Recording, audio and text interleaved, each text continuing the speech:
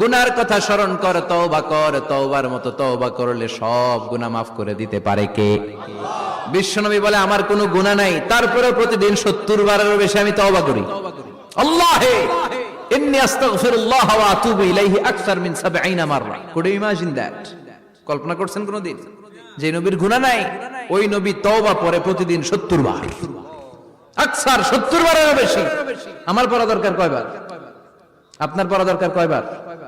বিশ্বনবী 70 বারের বেশি বললে আমাদের পড়া দরকার কয়বার? আর আমরা প্রতিদিন পড়ি কয়বার?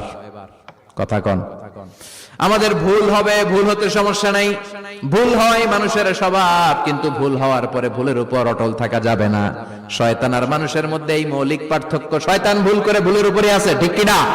ক্ষমা চায় নাই, কিন্তু আমরা সকালে ভুল করলে দুপুরে মাপ চাই কার কাছে?